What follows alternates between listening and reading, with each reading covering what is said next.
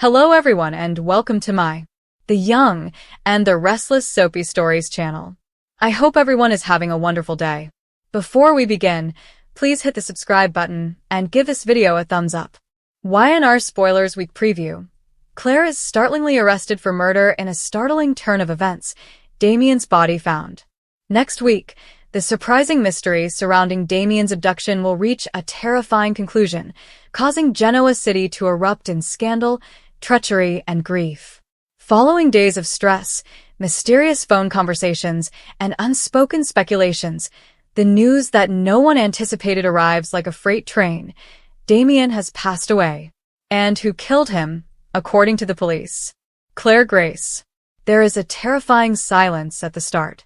Nothing really odd is seen at first. For a man as elusive and enigmatic as Damian, it isn't totally shocking that he hasn't been seen in a day. In pursuit of private business, or as Lily once described it, his personal shadows, he frequently vanishes for hours or even days. But worries begin to grow when he misses a crucial meeting with Chancellor Winters and doesn't answer Lily's progressively frantic calls. Devon believes it's another of Damian's dramas, but Lily doesn't believe him. There is a serious problem. Chancellor get engaged as Lily and Devon begin contacting contacts and tracking down Damian's last known whereabouts.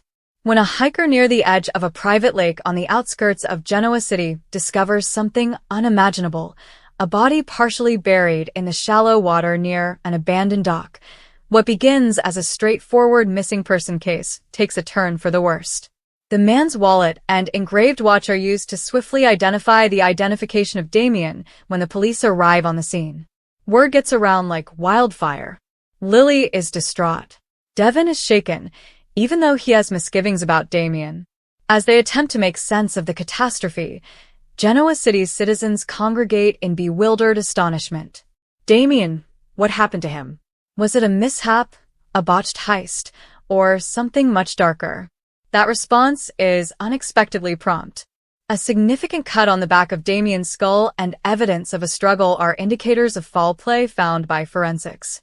Police discover other evidence nearby, partially concealed under a sheet at the lakeside cabin Damian was renting, a bloodied poker and, most startling of all, long strands of blonde hair. Claire Grace matches the DNA results. Only weeks prior, Claire had returned to Genoa City in an effort to repair her reputation and patch up her strained relationship with the Newmans. She had put a lot of effort into regaining some degree of trust, especially from Victoria and Cole. Victor never really let his guard down, and Nikki continued to be cautious. Soft-spoken and appearing modest, Claire had started to reconstruct her life gradually, volunteering at the hospital and even developing a surprising connection with Lily. Therefore, the entire city watches in complete shock as the police arrive at Memorial Hospital and take Claire into jail in the middle of her shift, right in front of shocked patients and co-workers.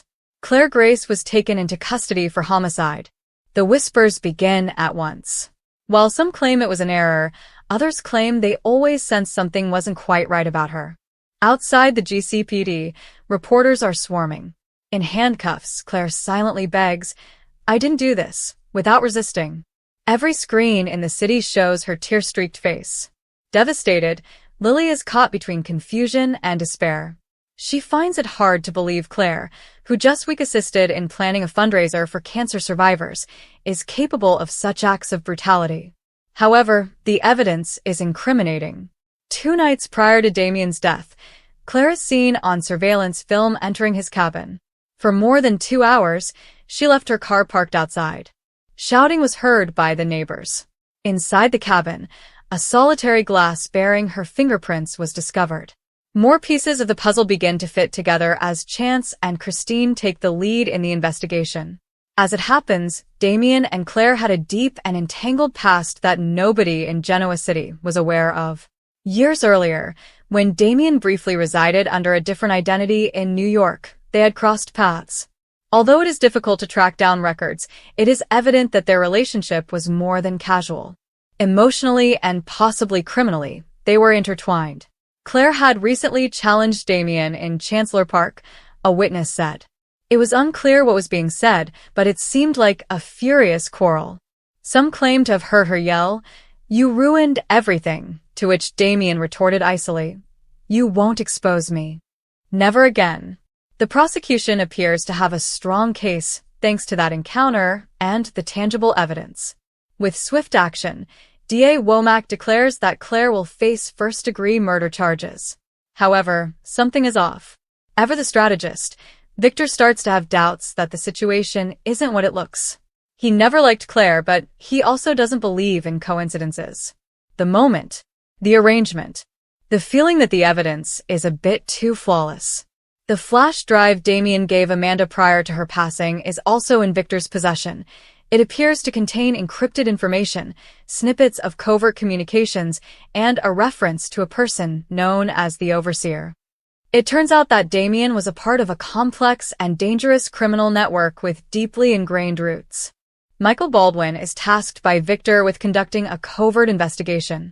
Michael discovers that it's possible that the hair evidence used to convict Claire was fabricated. The poker with blood on it? It doesn't match Claire's DNA. And, most terrifying of all, the cabin's security footage? There was a 20-minute black screen lapse that suggested meddling. The evidence against Claire suddenly starts to falter. Claire, meanwhile, waits in jail, heartbroken. Uncertain of what to trust, Victoria pays her a visit. Her eyes are flaming as she says, "Did you kill him, Claire?" Claire responds, worn out and shattered, "No. However, someone wants it to resemble me."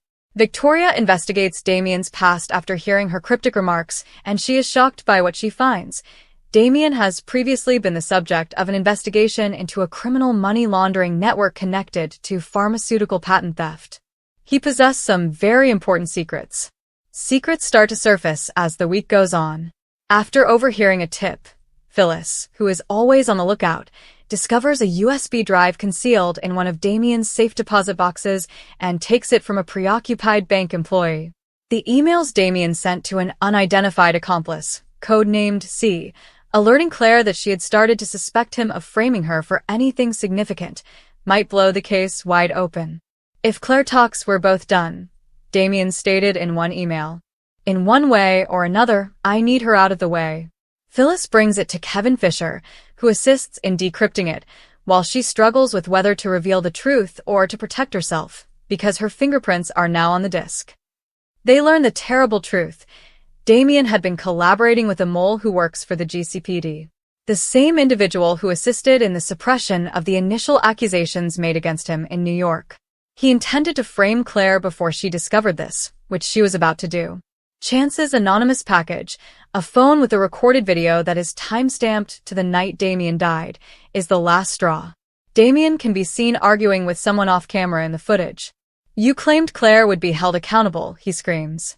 "You said she wouldn't see daylight again." After a scuffle and a bullet, Damian collapses. The camera pans out. "Now we just wait for them to find the body," a man's voice adds. Claire doesn't have that voice. It belongs to a far more surprising person who is already free in Genoa City. The preview voiceover, which plays as the screen goes black, chills you to the bone. She was innocent, but someone wanted her gone. The actual murderer is still at large. Damian was killed by whom? Why frame Claire, too? The solutions will alter everything. Next week's events on The Young and the Restless. The trial of Claire begins. A surprising witness could change the course of events as the city turns against her. Victor goes rogue.